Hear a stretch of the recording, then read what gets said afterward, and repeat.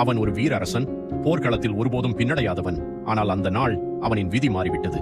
எதிரி படைகள் எண்ணிக்கையில் பெரிது, அவனுடைய படை குறைவானது. அவன் போராடினான் கடைசி மூச்சு வரை, ஆனால் தோல்வி அவனை வந்தடைந்தது. உயிர் மட்டும் காப்பாற்றிக் கொள்ள அவன் ஓடினான். ஒரு அரசன் தன் நாட்டை இழந்து ஒரு சாதாரண மனிதனாக காட்டிற்குள் மறைந்தான்.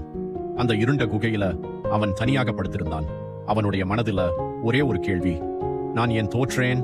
தோல்வி அவன் மனதை மட்டும் இல்லை, அவனின் நம்பிக்கையையும் உடைத்து விட்டது. அந்த நேரத்தில் ஒரு சிறிய நிகழ்வு அவனுடைய வாழ்க்கையை மாற்றப் போகிறது. ஒரு சிறிய சிலந்தி அந்த குகையின் சுவரில் ஏறிக்கொண்டிருந்தது. அது மேலே ஏறியது, வீழ்ந்தது, மீண்டும் முயன்றது, மீண்டும் விழுந்தது. இது ஒரு முறை அல்ல, பல முறை. ஆனால் அந்த சிலந்தி ஒருபோதும் கைவிடவில்லை.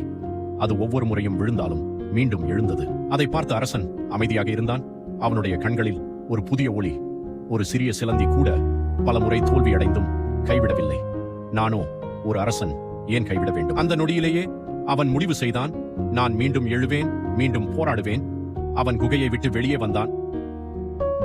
இந்த முறை அவன் போர்க்களத்தில் நின்றபோது அவனிடம் இருந்தது படை மட்டுமில்லை, அவன் மனதில் இருந்தது உறுதி.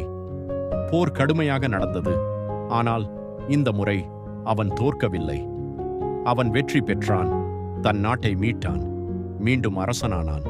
ஒரு தோல்வி அவனை வீழ்த்தவில்லை, அதை வெற்றியாக மாற்றினான்.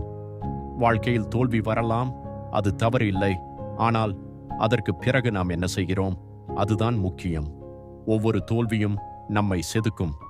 மனதில் உறுதி இருந்தால் எந்த தோல்வியையும் வெற்றியாக மாற்ற